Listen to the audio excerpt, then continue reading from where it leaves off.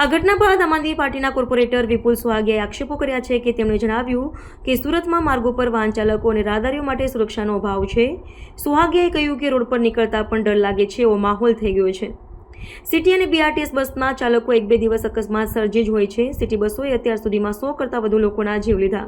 તેમણે ઉમેર્યું કે આજે અમરોલી 4 રસ્તા પાસે કાદડીના બંને પગ કચડી નાખ્યા છે, જેના કારણે હવે તેઓ કદાચ આજીવન ચાલી શકે એવી સ્થિતિમાં રહ્યા નથી.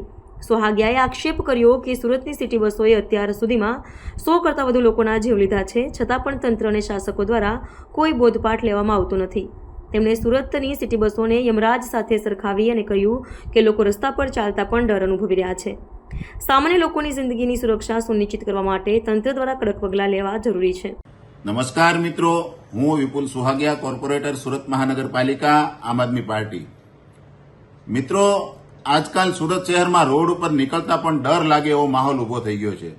સુરત શહેરનું જે સિટી બસનું તંત્ર છે એ છાસવારે રોજબરોજ તમે જુઓ એકાત્રા 2 દિવસે કંઈ ને કંઈ અકસ્માત સર્જીને બેઠું હોય છે. આજે અમરોલી 4 રસ્તા ખાતે સુરતની સિટી બસે એક રાહદારીને કચડી નાખ્યો. એમના બંને પગ કચડાઈ ગયા છે, ખૂબ ખરાબ હાલતમાં છે. એ ભવિષ્યમાં ચાલી શકે એવી પરિસ્થિતિ એ પગની હાલત જોતા લાગતું નથી. આવા તો કેટલાય અકસ્માતો 100 કરતાં વધારે લોકોના જીવ આ સુરતના સિટી બસે લીધા છે. તેમ છતાં આવા વારંવાર અકસ્માતો થવા છતાં સુરતનું સિટી બસનું તંત્ર અને આ નગરોળ ભારતીય જનતા પાર્ટીના શાસકો આમાંથી કોઈ પણ બોધપાઠ લીધો નથી. જાણે કે ઘોર નિંદ્રામાં સૂતા છે. આ સુરતનું સિટી બસ તંત્ર અત્યારે યમરાજ બનીને રોડ ઉપર ફરે છે. લોકોને ચાલતા પણ રોડ ઉપર ચાલતા પણ ડર લાગે એવી પરિસ્થિતિ પેદા થઈ છે. આટલા અકસ્માતો થવા છતાં આ તંત્ર સુધરવાનું નામ લેતું નથી. ભારતીય જનતા પાર્ટીના શાસકોને આ બાબતે કોઈ કાળજી લેવાની કે દરકાર લેવાની કે કોઈ ચિંતા હોય એવું જણાતું નથી અને રોજબરોજ આવા અકસ્માતો થતા રહે છે અને લોકોના જીવ જાય છે, સામાન્ય લોકોના જીવ જાય છે. સામાન્ય લોકો આવી રીતે અકસ્માતનો ભોગ બને છે.